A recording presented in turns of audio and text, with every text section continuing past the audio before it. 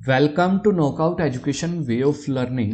आज है 12 दिसंबर और 12 दिसंबर से करंट अफेयर के जितने भी क्वेश्चन बनेंगे वो सब आज हम इस वीडियो के अंदर डिस्कस करेंगे। इस वीडियो की पीडीएफ फाइल आप हमारे टेलीग्राम ग्रुप और व्हाट्सएप ग्रुप से डाउनलोड कर सकते हैं और टेलीग्राम ग्रुप का लिंक आपको इस वीडियो के डिस्क्रिप्शन में मिल जाएगा। आप चाहे किसी भी एग्जाम की तैयारी कर रहे हैं, ये वीडियो आपके लिए बेहद खास होने वाली है क्योंकि इसके अंदर हम करंट अफेयर के साथ साथ उससे रिलेटेड इंपॉर्टेंट फैक्ट्स और स्टैटिक जीके के जितने भी क्वेश्चन बनते हैं जो कि एग्जाम पॉइंट ऑफ व्यू से इंपॉर्टेंट है वो हम इस वीडियो के अंदर डिस्कस करते हैं।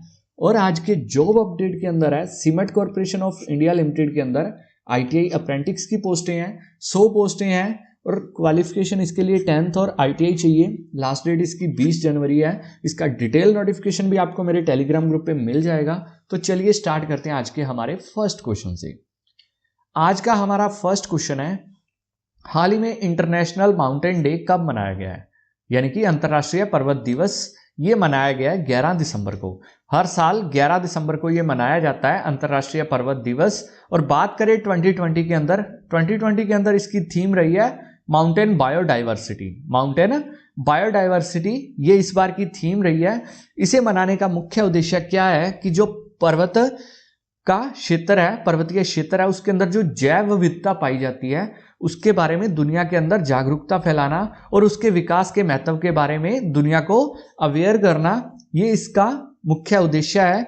क्योंकि इसके अंदर बात करें तो संयुक्त राष्ट्र के अनुसार लगभग 15% जो लोग हैं वो पर्वतों पर निवास करते हैं और इसलिए विश्व के लगभग आधे से ज्यादा जो जैव विविधता हॉटस्पॉट हैं वो पर्वतों पर मौजूद है। और ये जो पर्वत हैं ये पृथ्वी की सतह के लगभग 27% क्षेत्र को कवर करते हैं। इसलिए इनके अंदर जो जैव विविधता पाई जाती है, जो माउंटेन बायोडाइवर्सिटी है, उसे फ्यूचर के लिए सेव करना, उसका विकास करना बहुत ज्यादा जरूरी है। इसलिए अंतर्राष्ट्रीय पर्वत दिवस मनाया जाता है हर साल 11 दिसंबर को और इसकी शुरुआत हुई थी 2003 से।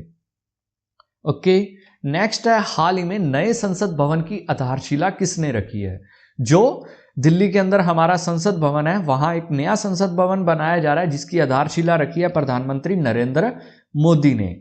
नरेंद्र मोदी जी ने इसकी आधारशिला रखी है और जो इस के अनुसार, आधारशिला के अनुसार 2022 तक हमारा नया संसद भवन बनकर तैयार हो जाएगा। 2022 के अंदर ही हमारी 75वीं वर्षगांठ होगी आजादी की। बात करें इस संसद भवन के बारे में, जो वर्तमान के अंदर संसद भवन है उसके अंदर 543 लोकसभा और 245 राज्यसभा के सांसदों की बैठने की व्यवस्था है। लेकिन जो वर्तमान के अंदर बनाया जा रहा है, जिसकी आधारशिला रखी गई है, उसके अंदर 888 सांसद लोकसभा के और 384 सांसद राज्यसभा के, इनके बैठने की व्यवस्था की गई है। और 64,500 वर्ग मीटर के अंदर ये इसका क्षेत्रफल है। और इसे टाटा प्रोजेक्ट्स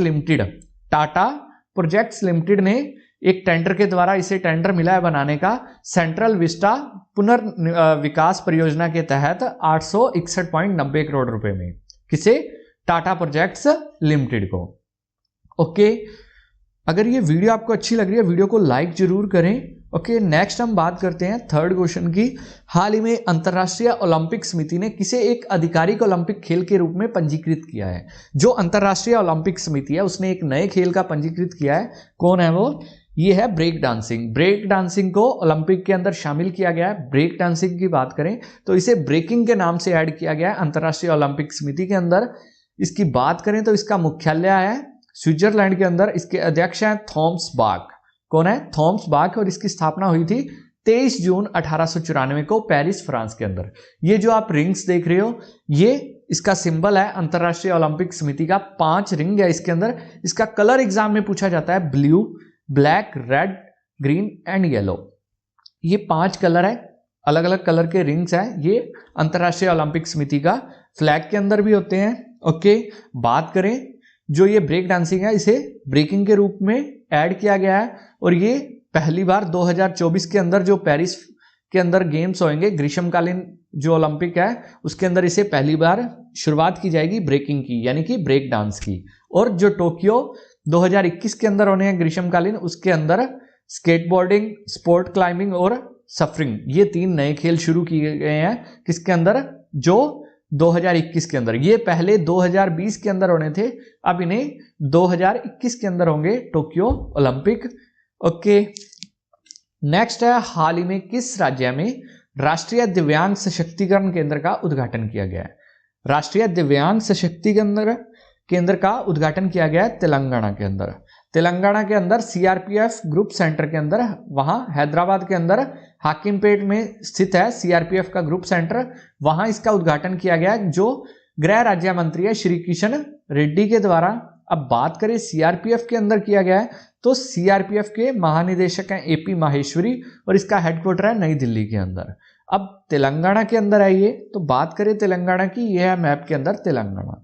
तेलंगाना की कैपिटल है हैदराबाद और गवर्नर है तमिलसाई सौंदरराजन और चीफ मिनिस्टर है के चंद्रशेखर राव। और तेलंगाना आंध्र प्रदेश से अलग होकर राज्य बना था और उसके बाद अब पहले ये 29वां राज्य बना था, अब वर्तमान के अंदर 28 राज्य और 8 केंद्र शासित प्रदेश हैं भारत के अंदर, क्योंकि जो जम्मू एंड कश्मीर था उसे 2 यूटी के अंदर चेंज कर दिया गया, जम्मू एंड कश्मीर और लद्दाख। और जो यूटी 9 हो गई थी, उसके बाद क्या किया है कि जो दादर नगर और दमन एंड दीव, उन्हें मर्ज करके एक यूटी बना दिया गया। इसलिए वर्तमान के अंदर 28 राज्य है और 8 केंद्र शासित प्रदेश हैं। ओके, नेक्स्ट है, हाल ही में किसने वर्ष 2020 में विश्व की 50 एशियाई सेलिब्रिटी की सूची में टॉप किया है? इसके अंदर टॉप किया है सोनू सूद ने। सोनू सूद ने जो ग्लोबल एशियन सेलिब्रिटी ऑफ 2020 है, इसके अंदर 50 सेलिब्रिटी के अंदर इन्होंने टॉप किया है। इन्हें क्यों टॉप पर रखा गया है? क्योंकि जो कोविड-19 महामारी के टाइम पर इन्होंने जो प्रवासी मजदूर थे उनकी बहुत ज़्यादा मदद की थी, उन्हें अपने घर पहुंचाने में उनकी मदद की थी, उन्हें खाना दिया था और भी अदर सोशल एक्टिविटीज़ की थी। इन्होंने अपने जो इनका प्रोफेशन है उससे हटकर इन्होंने कार्य किया था, इसलिए ये टॉप पर रहे हैं। और इसी के साथ साथ कुछ अन्य भी हमारे भारतीय शामिल रहे हैं इस सूची के अंदर।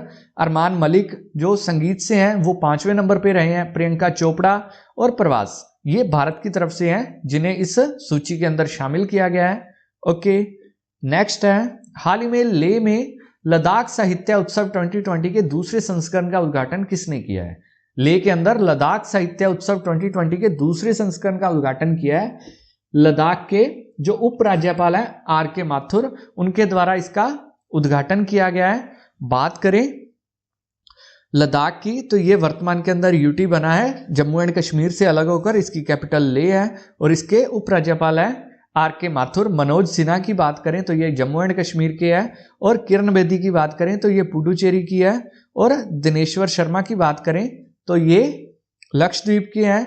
और ये 3 दिवसीय ये उत्सव है जो लद्दाख की संस्कृति, लोक नृत्य और वहाँ की जो भौगोलिक स्थितियाँ उन्हें लोगों को अवगत करवाता है। ये इसकी डिटेल है, एज इट इज आपको मेरे टेलीग्राम ग्रुप पे मिल जाएगी। नेक्स्ट है, हाल ही में कौन वर्ल्ड स्क्वैश फेडरेशन की नई अध्यक्ष चुनी गई है? वर्ल्ड स्क्वैश फेडरेशन की नई अध्यक्ष चुनी गई है जेना वोल्ड्रिज। जेना वोल्ड्रिज ये इसकी नई अध्यक्ष चुनी गई है वर्ल्ड स्क्वैश फेडरेशन की। वर्ल्ड स्क्वैश फेडरेशन की बात करें तो इसकी स्थापना हुई थी 1967 के अंदर और इसका हेडक्वार्टर है यूनाइटेड किंगडम यूके के अंदर। और नेक्स्ट है, हाल ही में कौन इंटरनेशनल गोल्फ फेडरेशन की नई अध्यक्ष चुनी गई है? ये चुनी गई है एनिका सोरेनस्टेम। एनिका सोरेनस्टेम ये इंटरनेशनल गोल्फ फेडरेशन की अध्यक्ष चुनी गई है। इसकी भी स्थापना कब हुई थी? 1958 के अंदर और इसका मुख्यालय है स्विट्जरलैंड के अंदर। और गोल्फ 112 साल बाद, पहले ये ओलंपिक के अंदर था लेकिन 112 साल बाद 2016 के अंदर इसे फिर से ओलंपिक के अंदर खेल बनाया गया था। ओके, ये जो सोरेनस्टेम है ये सबसे ज्यादा इन्होंने गोल्फ के जो वर्ल्ड मेडल है वो जीते हैं, सोरेनस्टेम। नेक्स्ट है, हाल ही में बिहार के कोइलवर पुल का उद्घाटन किसने किया है? बिहार के कोइलवर पुल का उद्घाटन किसने किया है? ये उद्घाटन किया गया नितिन गडकरी के द्वारा। जो हमारे केंद्रीय सड़क परिवहन राज्य मंत्री हैं नितिन गडकरी, उन्होंने इस पुल का उद्घाटन किया है जो कि सोन नदी पर बनाया जा रहा है, 1.5 किलोमीटर लंबा है। अब बिहार के अंदर बनाया जा रहा है, तो ये है मैप के अंदर बिहार। बिहार की कैपिटल पटना, गवर्नर फागू चौहान और चीफ मिनिस्टर है नीतीश कुमार। ओके, नेक्स्ट है, हाल ही में किस देश के पीएम लुडोविक ओरबान ने अपने पद से इस्तीफा दिया है? ये किस देश से थे? ये रोमानिया के पीएम थे लुडोविक ओरबान, इन्होंने अपने पद से इस्तीफा दे दिया है। बात करें रोमानिया की, ये है मैप के अंदर रोमानिया, यूरोपियन कंट्री है, कैपिटल इसकी बुचार्स्ट है और इसकी करेंसी है लियो और प्रेसिडेंट है क्लाउस लोमानिस। क्लाउस लोमानिस इसके प्रेसिडेंट है और इसके पीएम ने अपने पद से इस्तीफा दे दिया है। रोमानिया जो कि यूरोपियन कंट्री है। नेक्स्ट है, हाल ही में हिंदी भाषा के किस लोकप्रिय कवि और साहित्यक पत्रकार का 72 वर्ष की उम्र में निधन हुआ है? तो ये थे मंगलेश डबराल। इनका हाल ही में निधन हुआ है। ये हिंदी साहित्य के प्रमुख कवि साहित्यकार, ये एक फेमस पर्सनालिटी थी हिंदी साहित्य की और इनका हाल ही में निधन हो गया है। ओके डियर स्टूडेंट्स, ये थे आज के हमारे करंट अफेयर के क्वेश्चन। अगर ये वीडियो आपको अच्छी लगी, वीडियो को लाइक करें, ज़्यादा से ज़्यादा शेयर करें। Okay, thank you, have a nice day.